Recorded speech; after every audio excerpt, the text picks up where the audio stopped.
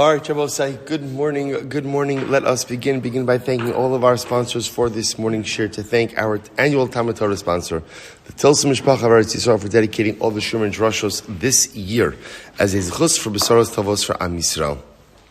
Our TALMUD TORAH sponsors for the month of Adar, Teri and Czinn, in loving memory of Teri's father, Dr. Harry Kahn, Tzvi, Hersch, Ben Yosef, HaKohen, and the Ziv, Lavine, and Behrman families in memory of Willian Ziv, Zev Shmuel, Ben Yisroel.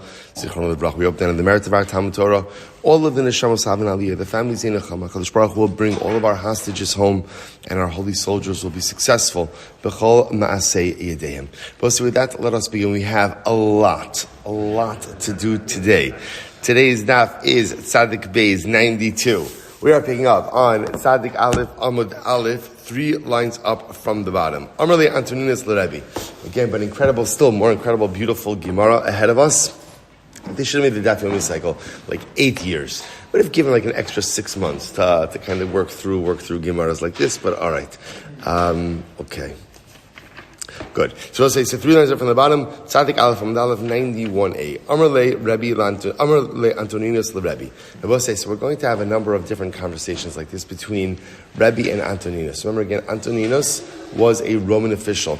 There's a little bit of historical debate exactly who Antoninus was. Was he a Caesar? Was he someone else? So we'll just go with the idea that he was one of the Caesars. So fascinatingly enough, he developed a relationship with Rabbi Hudanasi, with Rabbi. And so the Gemara records multiple conversations between the two men who had tremendous respect for one another. And Antoninus actually helped out Rebbe on a number of different occasions. So Antoninus says to Rebbe the following: Guf neshama yicholim lifter atzma min hadin. This is incredible. The body and the soul have the ability to kind of exempt each other from judgment. Meaning, essentially, is another way of saying, body and soul have the ability to blame each other for failure. How so? Kesad Guf Omer neshama chatasa. The body could say, it's clearly the neshama's fault that I've sinned. How so? So listen to this cheshbon. Shem shapir shemeni harini mutal kevin domei bekever. Because the body can say, look, I'll show you the raya. From the time that the neshama left me, I have not gotten myself into any trouble. Right? The moment that the neshama left, what am I doing? I'm just laying here in the grave. So clearly, again, who is the instigator of all of my life's problems? It clearly was the neshama. When the neshama could say, Guf chata. No, it's the body that sinned. What's the proof? Shemim shepirashti mimenu harini porachas ba'avir kitzipar. Because the neshama could say, look at me. From the day that I left that fashtunk in the body, look what happened. I'm flying in the heavens like a bird. I'm free like a bird, right? So body says it's clearly the neshama's fault. Neshama says it's clearly the body's fault. So listen to this. So Antoninus was asking, what's the question over here?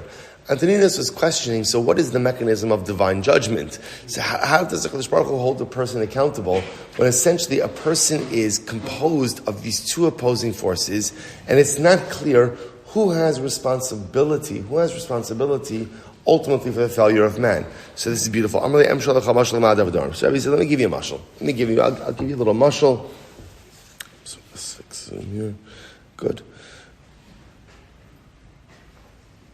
I'll give you a little mashal. Listen to this. This is great. A king had a beautiful orchard.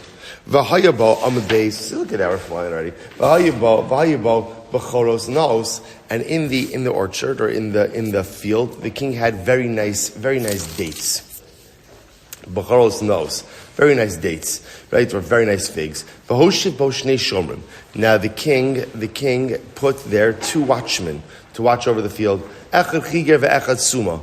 One of them was crippled and one of them was blind. So I guess he got it at a discount. You know, again, so these were the watchmen over the field. So the Gemara said, Amarlo chiger suma. So the crippled one said to the suma, said to the blind one, Bechoros naos ani roa. I see that there are some really nice figs in this field. Ba veherkivani v'navim la'ochlam. So the crippled watchman says to the blind watchman, let's do this. Put me on your back. We'll use your legs, my eyes, and together we'll be able to partake of the figs. So sure enough, Rachav Chigra Agavi Suma Ve'evim Va'achlim. So sure enough, again, the crippled one got on the back of the blind one, and they went together and they consumed the figs. Yomim Ba Bal Pardes. So sometime later, the owner of the field comes along, and he says, Amar lahem bechoros naos heichen hein, where are my figs? So apparently they did a pretty good job consuming the figs and ate a lot of figs in a relatively small amount of time, or whatever, a prolonged amount of time. So the owner comes back and says, by the way, where are my figs? So Amar lo sumo, klum yesh li naim liros ma'asa, I'm sorry, Amar lo chiger, klum yesh li raglayim lahalech bahen, Amar lo sumo, klum yesh einayim liros. So again, what happened? So the watchman denied liability. How deny liability? So the blind guy said, what do you want from me? I don't have sight. It couldn't have been me. The crippled guy says, what do you want from me? I don't have legs. Clearly couldn't be me. So what does the Baal HaSada do? Here kiv chiger al gabi suma v'dan osam ke'echad. So the owner of the field literally again put the crippled one on the back of the blind one and judged them as one entity. So you're right, as individuals, there's no liability. But as a joint unit, you actually have culpability. Afa Kodesh Baruch Hu, Mevin Neshama, V'zarka B'guf, V'dan Osam Ke'echad. So Rabbi essentially says to Antonius, you're right. The body by itself and the soul by itself can both potentially deny liability. So what does Hashem do? He brings the Neshama and literally he throws it into the guf, V'dan Osam Ke'echad.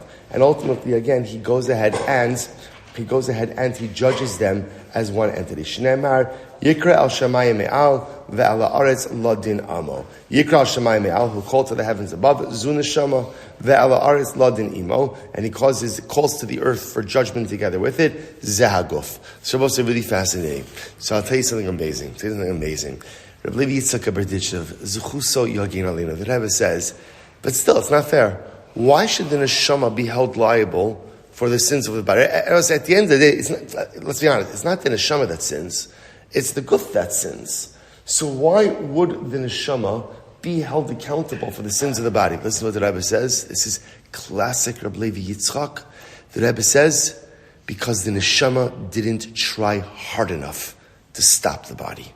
He says, because sometimes what happens is when the body gets all revved up to commit the sin, the neshama's like, I'm out. That's not a direct quote to the neshama, but you understand, right? In other words, like I'm out. I'm not doing this. I don't want to be a party to this. I don't want to be involved in this. And the neshama absents itself. Rabbi Yitzchak says, neshama, how dare you? How dare you? A chutzpah. You absent yourself and the body is struggling. Dafka, when the guf is struggling, that's when you need to be there even more. Dafka, when the fires of desire are burning, that's when you have to be there even more. A chutzpah, that you decide to walk away because now it's a little bit too difficult. That, says the Rebbe, is why the neshama is held accountable in the sins of the body as well. You should have tried harder to stop. And dafka, when the struggle is most acute, that's dafka when you don't walk away. I would say, and it's such a profound yesod. Such a profound yesod. Human nature is, I'm willing to be present. Whatever present in a relationship with other people, relationship with the Kadosh Baruch Hu. I'm ready to work on myself. Whatever it might be. Until when? As long as it's okay. As long as it's manageable. But how often in life do we walk away from things because they get too difficult? Now again, obviously, are there times in life when you have to walk away from difficult circumstances? Of course. But more often than not, says the Rebbe, dafka, when it gets hardest, is dafka the time you have to be most present and you have to try hardest. The neshama is held culpable because when the body was struggling most, that's when the neshama really needed to be there. But instead the neshama absented itself. Incredible. All right, let's go weiter. Antoninus said to Rabbi, it's great. His Gemara is like, yeah, it's impossible. This is, seriously, for me, this is like lifnei iver. It's like, we're switching to Amud Yomi until the end of Sanhedrin.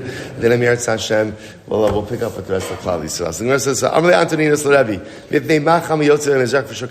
so listen to this. Antoninus asked Rabbi, and I will say, by the way, you see from the questions, these are not, I would say, sometimes when the Gemara records questions between Jews or non-Jews and Jews, the questions are often baiting questions meant to somehow, poke holes in our theology. If you notice, that's not the nature of these questions. Antoninos has actually like a real theological curiosity and just like a real world curiosity, which is why, by the way, Rebbe takes the time to answer so many of these questions, because he recognizes this is not Antoninus being difficult or trying to disprove us. This is Antoninus legitimately curious. So Antoninus asks the following question. Listen to this. Why does the sun rise in the east and set in the west? Set in the west. I have to have a new appreciation for this Gemara, because last couple of days I was davening Plag. So if you're ever here in this shul by Plag Mincha, the sun is blaring through those windows. It happens to be, which is the most beautiful, beautiful thing in the world. But sometimes, we don't appreciate the way we're busy the whole day, often indoors the whole day. But mamish, if you sit over here a little while, you'll see the sun coming up over here. And mamish, by Plag, you'll see it setting over there. In any event, Antoninus asks, why is it that the sun comes up in the east and sets in the west? So this is interesting. So Rebbe says, what's your question? And if it was the reverse, so in other words, and if it was the reverse, you would have asked me the reverse. Why does the sun rise in the west and set in the east? Well, in other words, Rebbe was asking, what's your question? What's your question? No, here's my question. No, I'm just asking, why not just have the sun rise in the east and set in the east? Why does it have to rise in the east and set in the west? That's my question. Why does the sun need to traverse to the other direction?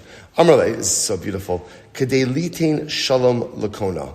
In order that the sun should give shalom aleichem, should give shalom to the Ribono Shalom. Now, what does that mean? If you look at Rashi, everybody say Rashi is on both sides. By the way, I also feel a lot of nechama not finishing the daf, because even Rashi couldn't get it together on one side of the page, right? Rashi took over both sides. So if Rashi needs both sides of the page, it makes sense that this takes us a little bit longer as well. So look at Rashi. Rashi on the right hand side, Kedei litain shalom lakona, la kodesh baruch hu, shashchina b'marav. What does it mean the Shechina is in the west? So remember again, using the Beis HaMikdash model, so remember the Kodesh HaKadosh and the Holy of Holies was situated in the westernmost part of the Beis HaMikdash. So that's what it means when it says that the Shechina is in the west. So therefore the sun Kiviyachol comes and bows down before HaKadosh Baruch Hu in the west. And it sets, because when it sets it goes down representing bowing.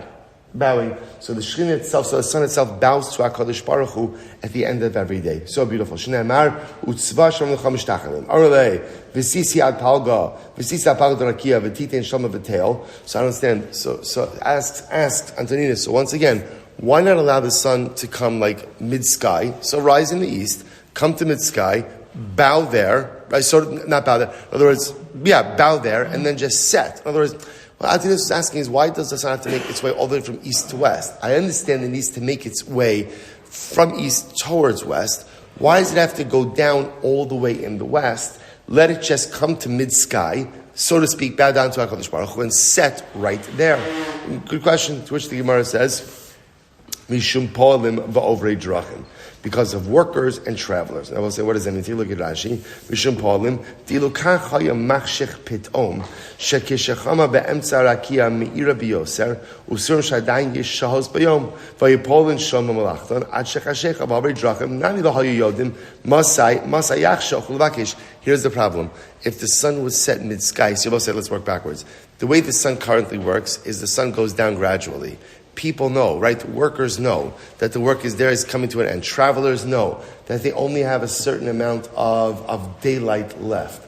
If the sun were to set while it's mid-sky, this would curtail the workday. This would create a problem for the workday. This would create a problem for travelers. Therefore, HaKadosh Baruch Hu, in order to allow people to work and in order to allow people to travel, allows the sun to continue across the sky and set more gradually in the west. So the sun setting in the west really serves a twofold purpose. Number one, it bows to HaKadosh Baruch Hu, and number two, it allows the maximum amount of time for the travelers and the workers. So I will say, what a tremendous Musar Haskell.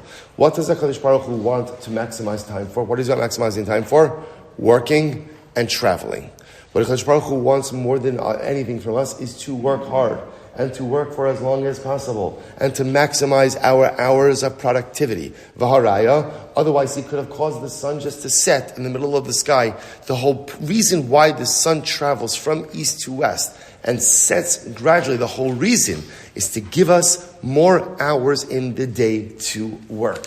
to give us more hours in the day to travel. What does it mean to travel? I'm at location A, I want to get to location B. Life is all about the travel. Life is all about the journey. Life is all about moving myself forward. And HaKadosh Baruch Hu maximizes time because what he wants more than anything from us is to work. He wants us operating on all cylinders. He wants us maximizing the workday. I'll tell you about your career, right? It could be your material career and your spiritual career. He wants us to journey. He doesn't want us to stay in place. So he maximizes the way that the sun works. Incredible.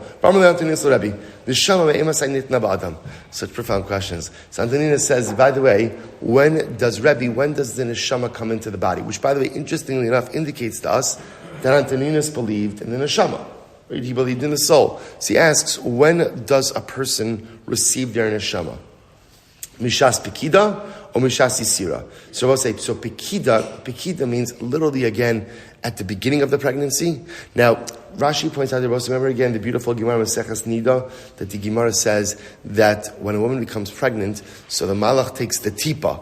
So the tipa sounds like literally again, I don't know, what do you call at the beginning of the pregnancy? What is it, a fetus or an embryo?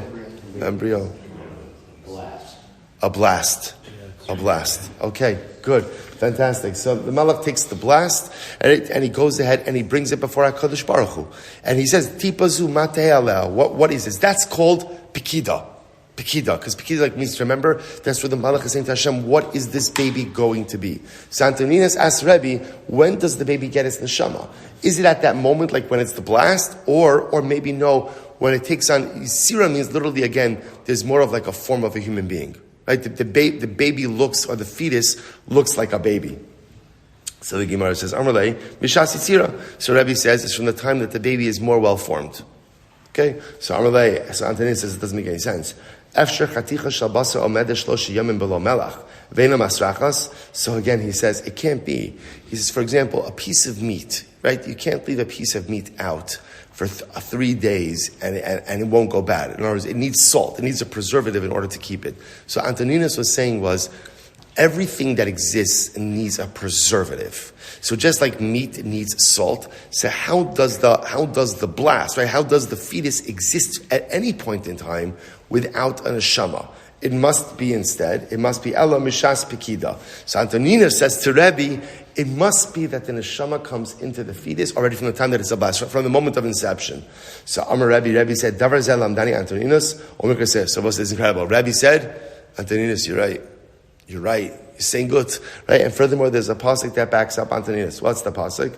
So the Gemara says, Shnei Amar upekuda secha shamra ruchi. So literally again, so they're dashing it from pshas pekida, from the moment of pekida, from the moment that the malach brings the tipa, the drop before HaKadosh Baruch Hu, shamra ruchi. My ruach preserves me. My ruach keeps me, which I will say seems to indicate that the neshama is given to the fetus, to the entity in its initial blast form. Incredible. Okay, so now that we spoke about neshama, so when does a person get their Yetzer Hara? So mishas yitzira or mishas yitzia? So interestingly enough, so here the question is it from the time maybe that the embryo, that the fetus is formed, that the baby is formed, in other words, that there's sinews, there's flesh, or the time that the baby comes out of its mother, exits its mother. So the Gemara says, Mishas Yisira. So Rabbi says, I responded, from the time that the fetus is formed in utero, ultimately, again, that's when there's Yetzer Hara. So Adonai says, it doesn't make sense. If that's the case, the fetus would kick its way out of its mother. Which I will say, so they hear this? So if the baby had a Yetzer Hara, the fetus had a Yetzer Hara, it would kick its way out of its mother. Which tells you something amazing. What does the Yetzer Hara do? What does the Yetzer Hara do? The Yetzer Hara causes us to kick. It causes us to kick. The entire essence of the Yetzer Hara is to break down boundaries. Right? In other words, so the Yetzer Hara says, okay, I know that this is us, so I don't care. I know that I'm not allowed to do this, I don't care. That's the whole chap of the Yetzer Hara. But here's the interesting idea. The Yetzer Hara has a very profound use as well. Because if I somehow am able to take that energy of the Yetzer Hara and channel it in the right way, then suddenly now I have what? I have a koch inside of me that breaks down boundaries, which, by the way, can be the most incredible engine of growth. Right? Everything is about how you harness that power. So again, Antonina says it can't be the baby has the Yetzer Hara, because literally it would kick its way out of the womb. It must be that it receives the Yetzer Hara when it comes into this world. Rabbi says, so Rabbi once again agrees with Antonina, says, you're right. Says, you're absolutely right. Right? It must be that the baby receives it when exiting. Umikra Messiah. And ultimately, again, there is a pasuk that supports this as well. Shene'emar, lepasach chatos rovetz. The pasuk says that literally, again, sin awaits you at the entranceway. Now, of course, again, this is talking about Cain. This pasuk is by Cain, but it's a metaphor. At the opening, at the entry to the world, sin crouches. The Yetzer Hara is there. And I both say this seems to be the adopted approach as well. Very interesting that the Yetzer Hara comes about ultimately, again, when we enter into this world. But I both say about this yisod, that first of all, it's interesting to see, and we know this from our own lives, that what does the Yetzer Hara do? The Yetzer Hara gets me to kick down boundaries. But again, if I could harness that, if I could channel that, then what a profound engine for personalistic growth. So Gemara says, Reish Lakish Ramik Siv. So Reish Lakish contrasted two psukim. On one that says, so bam iver upiseach hara violedes yachdav uksiv az yedali ka'ayel piseach vitron lashon ilaim kinifku midbar mayim v'nachalim ba'arava. So now, interestingly enough, two different psukim that refer to the Messianic era. So the Gemara refers to Tchias HaMesim. One pasuk seems to indicate that people come back with all of their physical blemishes. The other pasuk seems to indicate that people come back healed, which I will say is one of the questions that we have. We saw it right in yesterday's daf. Right? How do people come back to Tzchias HaMesim? Clothed, unclothed? Do they come back with their injuries, with their blemishes, with their disabilities? Like, how do people come back? To which the Gemara says, you're right, in reality, we come back again with our mumin, but then we are healed by HaKadosh Baruch Hu. Incredible. They both say now, why not just come back healed? Because again, there's a greater appreciation when you come back with all of your injuries, right? I come back with all of my broken kite. I come back with all of it. And then in Tchias HaMesim, HaKadosh Baruch Hu goes there and heals me. That's tremendous. Let's go back to Ula Ramiksiv. Ula brings down to Psir. We'll say second wide line on Tzadik Aleph on the base. Ula Ramiksiv. Bila Hamavas Netzach Umach Hashem Din Al Panim. So literally, again, death will be swallowed up forever, and Hashem will erase every tear from every face. Uksiv, Kianar ben mea shana yamos, lo yeh mishum od ol yomim. So I'll say, here's another question. In Messianic era, is there death or is there not death? One pasuk seems to indicate there's no more death. Other pasuk seems to indicate that no, there will be death, but when a person dies at 100, it'll be like the death of a young person, which sounds like we'll live much longer, but there will still be death. So which one is it? Lo kashya, kan b'Yisrael, kan ba'ovdei kochavim. One is talking about Jews, one is talking about non-Jews. So apparently, again, by Jews there won't be death, by non-Jews there will be death. I have ba'ovdei kochavim ma ba'o hasam. What are non-Jews doing in Yemos HaMashiach? In other words, which is interesting. Like, is there Tchias HaMesim for non-Jews? Like, what is that?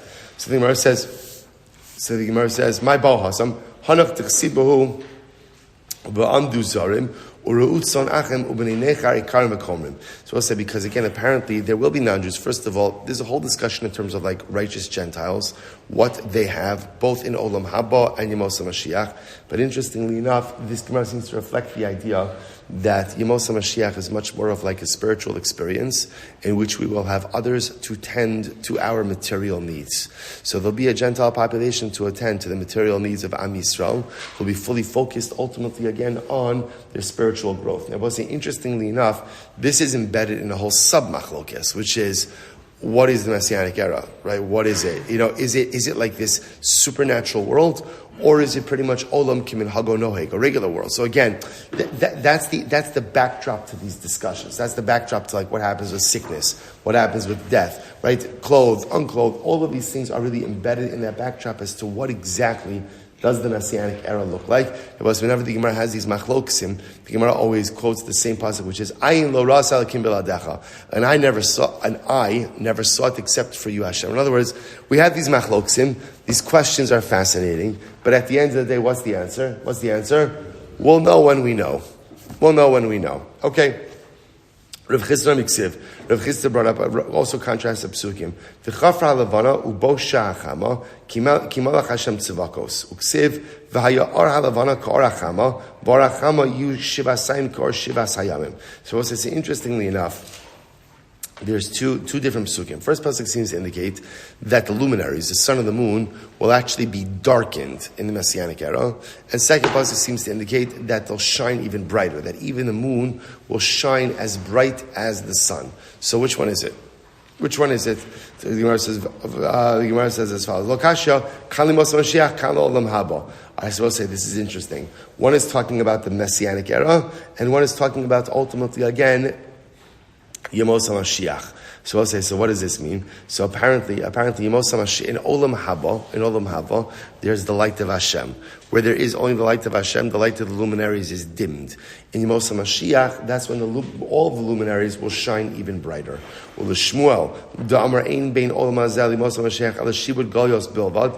But according to Shmuel, who says that there is no distinction between this world and the Messianic era, except Shibud Golios. It was Shibud Golios literally means we're not enslaved by any other nation, but more than that, it means everyone leaves us the heck alone, right? Everyone leaves us alone, which, by the way, would be the greatest miracle of all time, right? We don't need your help, we don't need your love, we don't need this, just leave us alone. That's Shibud Malchus. Plus, of course, there's a recognition, ultimately, again, of the oneness of HaKadosh Baruch Hu. So how do you understand this whole thing about the luminaries? L'kasha, kama ma'achen tzadikim, kama ma'achen Shechina. This is beautiful. So to speak, in the world to come, in the camp of the Shechina, so you don't need the luminaries, because the Ribono Shel Olam himself shines bright. In the camp of tzadikim, that's where the luminaries shine even brighter. Incredible. Rava Ramik Siv, so Rava contrasts the two psukim, Ani amis va'achia uksiv, machatzti va'ani erpa. So this is interesting. So the pasuk says, literally Hashem says, I brought death and I will bring back to life. Machatzti, I broke and I will heal. So the Gemara says, Amar HaKadosh Baruch Hu, Mashi memis ani mechaye, v'hadar masha machatzti ani erba. So HaKadosh Baruch Hu says, that which I took life from, I will give life to, and that which I broke, I will heal. This goes back to what the Gemara said before, that how does Tchias HaMesim work? The way Tchias HaMesim works is first, the dead are brought back to life, but they're brought back to life with all of their health issues, handicaps, problems, challenges, and then what happens? Then HaKadosh Baruch Hu goes ahead and heals them. Almost like to amplify the miracle of Tchias HaMesim. That again, we come back how we were, and then ultimately again the healing process. Of course, we will say the one part that the Gemara doesn't discuss over here, which is interesting, and probably the $1 million question is, how old are we, right, when we come back? Like, what age? I'd rather come back a little younger, like, it would be nice. It'd be nice. So that, again, so I was like I said, remember, as many of these questions, so to speak, as we're addressing, there's a million other ones, right? Let's say, like there are shaylas that ask, like, a person was married more than once, right? Who do they come back with, right? Get a little awkward, how does that work? So there's a lot of stuff, or what if you weren't happy the first time around? Do you get a second chance? To do things a little bit differently? So there's a lot of discussions with this. So like I said, the Gemara is attempting to give us insights and give us a window. But at the end of the day, remember, it's always going to be, the picture is always going to be incomplete. So the Gemara goes, so ultimately Hashem says, I cause death and then I bring back to life. So sorry, I thought maybe it means Hashem causes some people to die, other people to live. We see today, so therefore the end of the pasuk comes along and says, Hashem says, literally, I broke and I will heal. Just like breaking and healing is talking about the same person, so too again, life and death is also in the same person. And I will say this serves as a proof to Tchias HaMesim. Incredible. Tanya Am Rabbi Meir, how do we know about resurrection of the dead from the Torah? I will say this is fascinating because here the Gemara is now quoting a pasuk from the Torah. Right? Up until now, most of the psukim, except for like we saw in yesterday's daf, but most of the psukim, as you can see, are from Navi. How do we know that they're from Navi? How do we know? Because we have no idea what they're talking about, right? So that's a mefurish raya that it's from Navi, right? So the Gemara says as follows. So now I have a pasuk from the Torah. Az Yashir Moshe v'nei Yisrael sashira hazos. So then it says, then Moshe and Klal Yisrael will sing. Sharlo ne'emar. It doesn't say they sung, right? It doesn't say as Shar Moshe b'nei Yisrael. Moshe and b'nei Yisrael sung the song. Rather, Yashir. Future tense. What's the future tense? Mikan l'tchias hamesim in HaTorah. This is a proof to tchias hamesim. Right? Future tense that in other words, there will be a time in the future that Moshe and Klal Yisrael will sing. Kiyotze b'davar. Similarly again, Ata Omer. As yivne Yoshua mizbeach la'Hashem. Yoshua will build a mizbeach for Hashem. Banalo ne'amar, it doesn't say he built it, rather ever yivne. So we'll say what this represents is there'll be some time in the future when these great people will do these things. There'll be a time in the future where Moshe Rabbeinu will sing. Moshe Rabbeinu is dead. So how's Moshe Rabbeinu going to sing? Elamai tchias hamesim. Yoshua will build. Yoshua is dead. So how could Yoshua build? Tchias hamesim. Elamai ata. As Yivne Shlomo Bana L'Kamosh Shakotz Moav. So also I say, interestingly enough, but the pasuk says that Shlomo Melech, this is actually a crazy pasuk. Shlomo Melech built a mizbeach for Kamosh, who was one of the deities, one of the idolatries of Moab. Does that mean that Shlomo will build an actual mizbeach for Avodah Zarah? Ella ma'ala alav akasav ki'ilu bana. So that's a different pasuk. Shlomo Melech never Chas v'Shalom built a mizbeach for Avodah Zarah. I said, why does it say that he did? Because Shlomo Melech did not curb the Avodah Zarah appetites of his wives. And as a result, his wives worshipped idolatry in his home, and he did nothing to stop it. Because he did nothing to stop this errant behavior in his home, he's held accountable as if he did it himself. Incredible. From where do we know about Tchias Hamesim min HaTorah? So the Shneimar, Ashrei Yoshvei Veisecha Od Yahalalucha Sela. It's beautiful. Tilum. So literally, praiseworthy are those who dwell in your home. Od Yahalalucha Sela, right? They will go ahead and praise you. So the Gemara says, Hilalucha lo nemar. It doesn't say they praise you present. Rather, what does it say? Ela Yahalalucha. Future tense. They will praise you. They will praise you. Mikal Tchias Hamesim min HaTorah. So we'll say, so what is this future praising? Future praising is a remes to Tchias Hamesim. Beautiful. Says the Gemara, beautiful Gemara. Whoever says Shira, whoever sings to HaKadosh Baruch Hu in this world, will be privileged ultimately again to sing Shira in the world to come. Shne'emar Ashrei Yoshe Veisecha Od Yalucha Sela. So we'll say so much to say about this Gemara. What does it mean if you say Shira in this world? You sing praise to HaKadosh Baruch Hu in this world. Ultimately, again, you will sing the Tchias Hamesim on the most basic, on Olam Haba, on the most basic level. What it means is, to say, the Olam Haba you'll have is a direct reflection of the Olam Hazeh you create for yourself. There's another piece to this as well. I'll say, what is Olam Haba? What is Olam Haba? The Rambam writes, Olam Haba is Tzadikim Yoshvim Va'ataraseim Barashem V'nenem Miziv Hashchina. So ultimately, again, the righteous sit, right? They sit around the HaKadosh Baruch Hu. The deeds of the crown of their good deeds is upon their head, and they derive benefit from the Shechina. That's Olam Haba. I will say, now sometimes a person reads that and they're like, is there like a tea room? Is there like a shweki coming? Is a chalamayit? Is that it? Is that it? And I will say, a lot of times we see it and we're like, yeah. That sounds really good. You're right. Olam Haba is only meaningful if at the end of the day, you value our relationship with Hashem and Olam Hazeh. If our relationship with HaKadosh Baruch Hu is not my priority in this world, then Olam Haba doesn't look all that appealing. Because all Olam Haba is connection to Hashem. So if that is something that I value in this world, and I strive for in this world, then Olam Haba is something amazing. But if Olam Hazeh really is much more all about the material, and all about the enjoyment, and all about the stuff, and all about the acquisitions, which are beautiful and important, but if that's pretty much what life is all about, Olam Haba is a big letdown, a tremendous letdown. So both say, so it's interesting, if you want to enjoy Olam Haba, my Olam Hazeh has to look a certain way. And perhaps that's the Gemara saying over here as well. If you say Shira in this world, right? In other words, if this life is about connection to HaKadosh Baruch Hu, then at the end of the day, Olam Haba will be great. But if not, if Olam Hazeh really is just about the material or just about the mundane, Olam Haba doesn't sound all that exciting to you.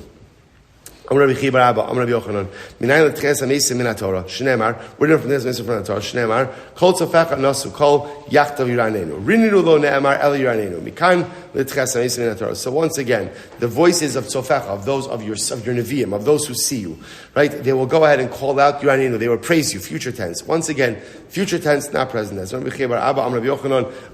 Kol Nevi'im Kulan Omrim Shira b'kolecha. This is so beautiful. In the future, all of the Nevi'im will say Shira with one voice. We'll say Shnei Emar, Kol Tzofecha Nasu Kol Yachtav Yiranenu. We'll say, how beautiful is that? All the Nevi'im speaking in one voice, right? All of the leaders of Klal Yisrael speaking in one voice. How incredible is that? How overwhelming is that? How beautiful. That's Yemos HaMashiach. As we saw, remember, every nevuah is different. We saw this already before. But nevertheless, speaking in one unified voice. Amar Rav Yehuda, Amar Rav. Kol hamoneh halacha and TALMUD, ki ilu goes lo minachalas avosav. So I'll say this is profound. If a person is capable of teaching Torah, but withholds their Torah from their Talmud, withholds Torah from a Talmud, now I will say, this could be a Rebbe, this could be a parent, this could be anyone. In other words, I have the ability to impart Torah upon someone, but I don't do it. I withhold it. It's as if you're stealing that person's inheritance. Isn't that incredible? So we'll say, so again, I have the ability to convey Torah to someone, I don't convey it. It's as if I'm stealing their inheritance. Shne'emar Torah tzivalanu Moshe morasha kihilas Yaakov. Morasha hi lechol Yisrael mishesh shnei bereishis. So we'll say, you hear how the pasuk refers to Torah? It's a morasha. Morasha is an inheritance. It's our inheritance from the beginning of time, from Sheshes Yimei Bereishis. Rashi points out there, what does it mean, Mishesh Yimei Bereishis? So again, Rashi points out, Tichsiv Bereishis bara b'shvil ator shnikra Reishis. Remember first Rashi in Torah. Bereishis bara, what does it mean Bereishis? In the beginning Hashem created, Bereishis is a contraction. B'shvil Reishis. Because of that which was created first, HaKadosh Baruch Hu created the world. The world was created for Torah. Torah was given to Klal Yisrael. And therefore, again, if I withhold Torah from someone who I could give it to, it's as if I'm taking their inheritance. Amar Rav Huna bar Bizna, Amar Rabbi Shmuel Chasida. Kol maneh halacha v'Talmud. If a Rebbe withholds halacha from a Talmud. In other words, a Rebbe has an ability to teach a Talmud, and he doesn't do so. Listen to this. Afilu ubrin shemai imam akalanoso. Such a Rebbe is cursed even by fetuses in utero. It's intense. Shnei Amar, Monei Bar, top of Tzadik Beis. Monei Bar, Yikavu La'om. Ve'ein La'om Ela Ubrin. La'om means Ubrin fetuses. Shnei Amar, Ula'om La'om Yamatz. Ve'ein Kavo Ela. Klava, Kavo means cursing. Shnei Amar, Ma'akov Lo Kavo Kel, by Bilam. Ve'ein Bar Ela Torah. Bar means Torah. Shnei Amar, Noshku Bar Pen Yana. So we'll say, what does this mean? What does this mean? Someone who doesn't say that like someone who's Mechal Shabbos is cursed even by fetuses. So what does it mean? So the Rebbe didn't teach the Talmud Torah, and therefore what? And therefore he's cursed even by the Ubrin, even by the fetuses. Like what's the pshat with that? We'll say sometimes the worst thing that a person could do is withhold the growth opportunity from someone else. We'll say we make a mistake that sometimes the greatest things we accomplish life are the things we do for ourselves. And that's not true. Sometimes the greatest things you do in life is the growth that you enable in the other. When you do something for someone else, so what is the Gemara talking about over here? A Rebbe has an opportunity to teach a Talmud. A Rebbe has an opportunity to give over halacha to a Talmud, which means you have the ability to be the enabler of someone else's growth. And I don't do that. That's an abdication of the highest level of personalistic responsibility. That's my avoda. Our avoda in life is not only to enable our own growth, but it's to enable the growth of others. And failure to do so, the world curses you for that. Incredible. So the Gemara goes weiter. Ula bar Yishmael Omer, menakven oso kekavra.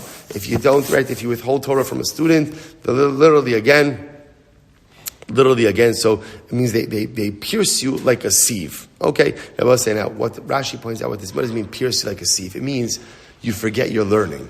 Just like, right, if you put something into a sieve, the contents filter through. A Rebbe who doesn't share his Torah with other people loses his learning. Because if he doesn't share it, what does that show? That shows that he thinks that his Torah is his. Torah is not yours. Nothing. We'll say we know this in life. Nothing is mine, right? Nothing belongs to us. Everything belongs to Baruch Hu. And everything that Hashem gives me, whether it's my money that He gives me ultimately to do good for others, or again, it's my Torah that He gives me to convey to others. That's the whole avodah of life. And therefore, if I don't share my Torah with others, ultimately, I lose it. Rabbi Shmuel Silber menakvin. Oh, it's good. Ksiv hacha yikabu la'om ksiv hasam vayikov chor b'dalto va'amar Abaye ki ochla dikitsiri. Literally perforated like a launderer's basin. All right. Vim lamdo. And what happens if you teach someone Torah? So says, now this is all the punishment if you withhold Torah. What happens if a Rebbe fulfills his obligation and teaches his Talmidim Torah? What's his reward? Amar Rav Shei says, Zocha lebirchas Yosef. K'birchas ki Yosef. This is incredible. So such a Rebbe, and by the way, when we say a Rebbe, I just want to point out, a Rebbe doesn't have to be a rabbi, doesn't have to be a Rebbe, right? A Rebbe is anyone who has the ability to give over Torah to someone. So you take your Torah and you share Torah. I can't tell you how important this is. One of the most incredible things that sometimes we don't realize that we have the ability to do is to have a chavrusa with someone. And especially sometimes, again, there are different types of chavrusas. Sometimes we're talking about chavrusa and both of you are on the same level. Sometimes you have a chavrusa with someone and you have the opportunity to really help someone grow in their learning. You become a Rebbe. It's a Rebbe chavrusa. It's a Rebbe chavrusa partnership. And I will say that is the most profound thing. We think whenever we see these Gemaras, we automatically shift. Oh, he's talking about a Rebbe, a rabbi, a Rebbe. No, this is every single one of us. If you take, all of us have Torah, and all of us could convey it. And if you convey that Torah, what happens? Zocha lebirchas ki Yosef. You are privileged to have brachos like Yosef. Shene emar, ubracha l'rosh mashbir. Ve'in mashbir elo Yosef. Shene emar, v'Yosef wa shalit ala aretz. So we'll say, by the way, so what's the pshat? What's the pshat? If someone shares their Torah, they get brachas like Yosef. Why not bracha like Avram? Why bracha like Yosef? And we'll say, what was the entire avodah of Yosef? Yosef took his brachas, and what did Yosef do with his brachas? What did he do with it?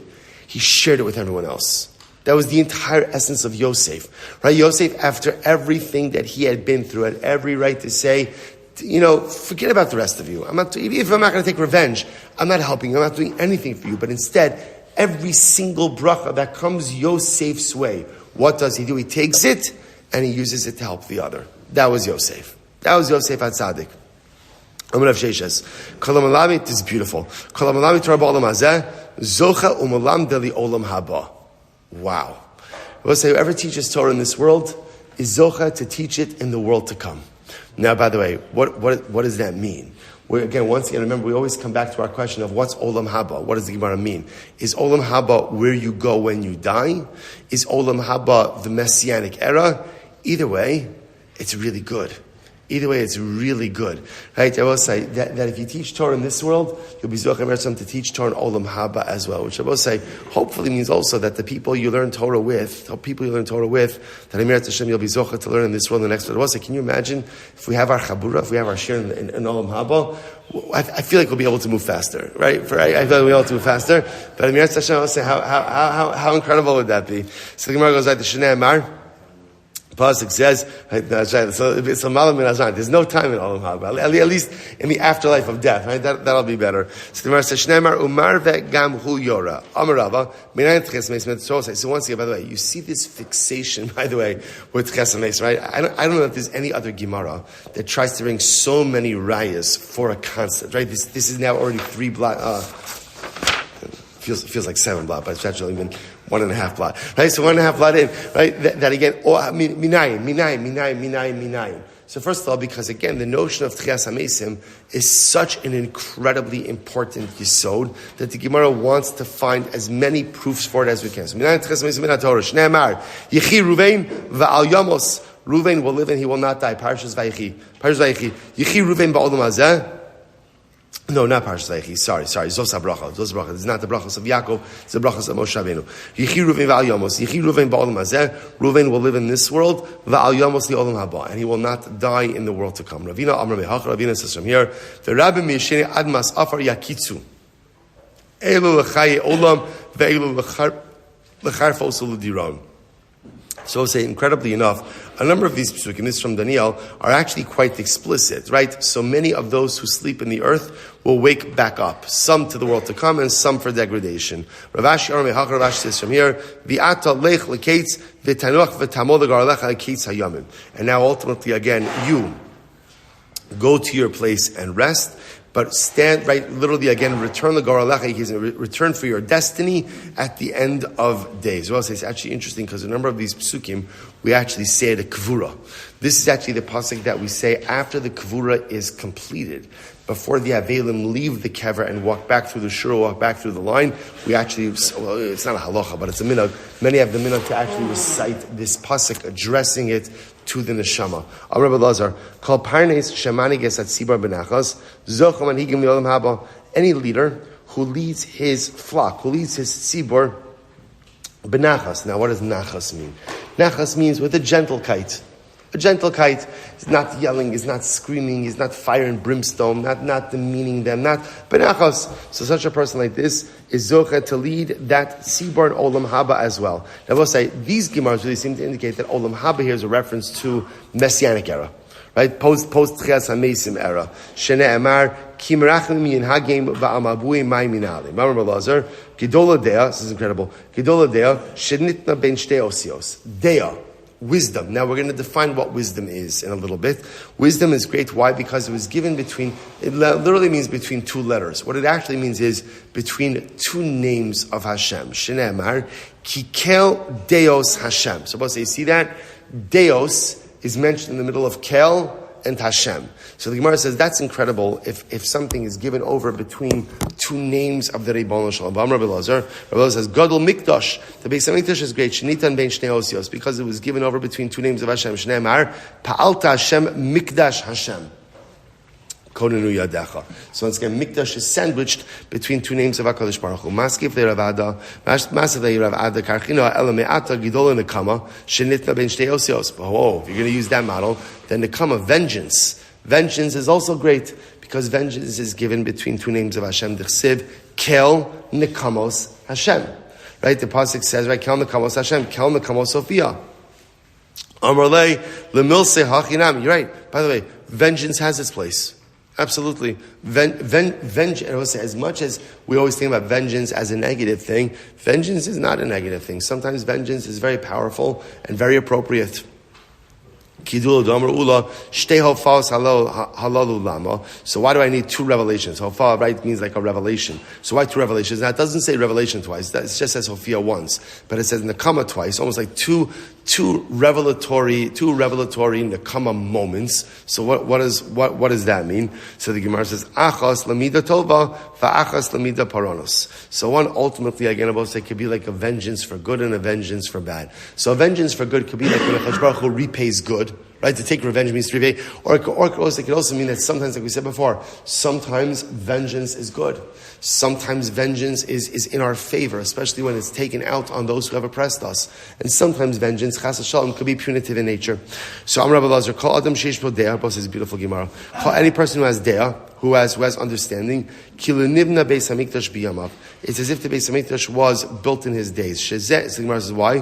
Shezeh nitem ben shtei osios, v'zeh nitem ben shtei osios. Because ultimately, again, as we just said before, dea is between two names of Hashem, and mikdash is two names of Hashem. Now, what that means, what exactly that means? Any person who has dea, has wisdom, it's as if the beis hamikdash was rebuilt. We're going to come back to that Gemara, so you can underline. We're going to come back to it after we get a working definition of really what dea means. Fine. Okay. Yeah, let's give it a few more minutes. Rabbi Lazar, actually right now. Rabbi Lazar, call Adam sheish bo dea l'sof misasher. Any person who has dea will become wealthy. Shenei amar ubedas charidim yemalu kol hon yakar v'nam. Rabbi Lazar, call Adam she'ein bo dea asal rachim alav. Any person who doesn't have dea, ultimately, again, you can't have rachmanas on him. Shnei amar, kilo am binasu, akim lo yirachamenu, oseo v'yotzer lo yichanenu. Rabbi Lazar, kol hanosin pita l'mishein bo dea, yisrum bar alav. Whoever gives bread to someone who doesn't have dea, ultimately, again, bad things will happen. So Rabbi say it's very interesting. Say, see this Gemara, you can't have compassion upon someone who doesn't have daya. You can't go ahead and give your bread to someone who doesn't have daya. Rabbi say, now what's the pshat with this? What's the pshat with this? So Rabbi say, okay, so let me say this now. What's daya? What's daya? So we translate it as wisdom. Rabbi say, but what if you think about this just from a basic perspective, what is the core component of wisdom, right? What is like the most basic aspect of wisdom? What's wisdom? So it's interesting. Remember again, Chazal, right? Remember Sachas Brachas that speaks about Havdalah and Shmona Esrei. Chazal said, where did Chazal put Havdalah? Where does Havdalah go?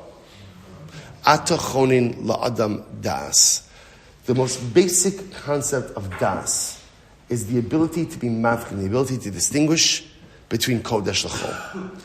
Das and its most big. Before you get into all the deeper layers of what wisdom actually means, what wisdom means on its most core level is I could distinguish between right and wrong. I could distinguish between kodesh and chol. I could distinguish between tameh and tar. And I will say that is something that every single person has the ability to do. You know, to be a chacham, right? Because remember again, there's chachma, there's bina, there's that. Okay, so chachma, bina, those might be higher levels, and maybe not every person has the ability to access it. But to have das, to be the kind of person who knows what's right and what's wrong, and to make the right decisions in life, every single person has the ability to meet that threshold. And failure to do so is only one person's fault, and that's mine. And that's why Chazal say, if somebody doesn't have daya, don't have rachmanas on them. Don't have rachmanas on them. Why? Because they're hurting themselves. They're not a victim of anything. They're hurting themselves. Someone doesn't have daya, don't give them bread. Right? Why? Because you are enabling an errant lifestyle. I will say a person has to have a basic moral compass through which they know what's right and what's wrong. And if they don't have that, if you help them, you're enabling them to continue on that broken path. And that's why the Gemara says over here, that's why when it says, any person who has daya, kilu nivna beis hamikdash biyamav, right? Ultimately, again, because what's at the end of the day, there's only really one thing I need in this world to be successful. Daya. I have to know what's kasher, what's treif, what's tameh, what's tahar, what's kodesh, what's chol, what's mutter, what's aser, what's tov, what's ra. And as long as I have that, I'm good. The rest, I'll acquire or I won't. But as long as I have daya, I will be successful. But conversely, if I don't have daya, number one, if I don't have daya, it's my fault. Don't blame it on anyone else. If I don't have daya, it's my fault. And failure to acquire it is the highest level of personalistic culpability. To the point, you can't even help out a person like that. Such an overwhelming and incredible Gemara. And that's why the Gemara says, all right, there's a lot to keep it right. I'm Rabbi Lazar. That's why, again, if you give your bread to someone who doesn't have daya, you, the giver, will suffer. Why? Because you are enabling someone. You are enabling someone to continue down the wrong path in life. Shne'emar, lach mecha yasimu mazor tachtecha, vein tvuna vein mazor al yisurin shne'emar, vayar from Yischayav, Yehudas mazor, v'amar b'lazar. Kaladam she'in bodea, sofa gola. Person who doesn't have daya will ultimately be exiled. Makes a lot of sense. Why? Because I will say, if I don't have daya, chances are I won't be able to build a solid life. I won't be able to build relationships, right? Because if you don't know what's right and what's wrong, you can't build relationships. It's as simple as that. I will say, right? There are people who who refuse. It's not that they can't. They refuse to see right from wrong. And they'll make every single excuse why what they're doing is okay, even though it's clearly not. Can't build relationships, can't build a home, can't build a life. That's what it means, the sof gola. You'll be a wanderer. Shnei amar, lachin gola ami mibli das. Amar Lazar, kalbai she'ein bo divrei Torah, nishman bo b'layla, eshach laso. We'll say another incredible Gemara. So that's daya. We'll say this is a ridiculous Gemara. Any home in which words of Torah are not heard in at night, so in other words, any home in which there's not Torah learning at night, Eish ochlaso, a fire will consume it. Shnei amar, kol choshech tamal tzfunav, tochleo eish lo nofeach yara, surid ba'ohalo. Ve'in surid al tamid chacham, surid tamid chacham, shnei amar, ubesridim asher Hashem korei. Fine. So what does that mean? Any home in which Torah is not learned in at night, fire will consume it. That's a pretty strong thing. First of all, it tells us, very important, the need in addition to coming to shul for night seder and their beautiful newspapers, which again, everybody has an obligation on night seder, even if it's for 15 minutes. Everybody has an obligation for night seder. It's not a shayla. It's not like, oh, I'll dabble in this. It's a chiyuv. It's chiyuv daraisa. It's yarag val yavar. One of the gilul chamuros, right? So you have to have night seder. I will say, but really, it's actually, I'm not joking around. Like a yid has to come to Beis Medrash to learn a little bit at night, even if it's just for a couple of minutes. I start my morning with Torah Beis Medrash, but in addition to that, person also has to learn at home. Person has to have Torah in their house, right? And it's so important for so many different reasons. A wife should see her husband learning Torah. Children should see their father learning Torah. The walls of my home should see me learning Torah. So what's the pshat when the Gemara says over here that any home in which Torah is not heard at night, fire consumes it? Perhaps it means like this. Night is always a metaphor for difficulties. Right? That's like Laila is always a metaphor for difficult times. Perhaps the Gemara means like this. Kol bayis she'ein divrei Torah nishma'in bo balayla. Right? So any home in which Torah is not heard at night. In other words, any home where things become difficult, the Torah stops. The Torah stops. Right? In other words, as soon as it becomes Laila, as soon as life becomes difficult, the first thing that kind of goes away is Torah. Just understand, eish ochlasal. Fire, not literal fire. Fire is also destructive. Destructive forces will consume it. If during difficult periods in life, the first thing that gets stopped is spirituality, just understand the fire of the negative overwhelming circumstances will consume that home. The staying power of a home, the staying power of anything in life, is rooted in its connection to Ruchnius. So if even during the Laila periods of life, there is Torah in my home, there is Torah in my life, then I will be saved from the ravaging effects of even the most difficult of life circumstances. Conversely, if in the moment that difficulty set in, the first thing that goes is Torah, the first thing that stops is Torah, then Eshach Lasso. Then the fire of every single difficult circumstance will ultimately consume me, consume my home, and consume all the circumstances. So we'll have to stop over, incredible Gemara, we'll have to stop over here, shkoyach. By the way, we did more than a blot today, fantastic. Right, wrong blot, but that's a detail. We'll continue, I think tomorrow is going to be our catch-up day, because Amir Hashem, much shorter Gemara. Amir Hashem, shkoyach everyone, we'll start whenever, such a shkoyach everyone. Sure. Just finish that nice. It's not a bad idea. Not a bad idea at all. The women's show was great last night. We heard it in here. Oh, was it on in here also? Well, first we were testing. We're all looking around like, what the heck? All right. Turned it on.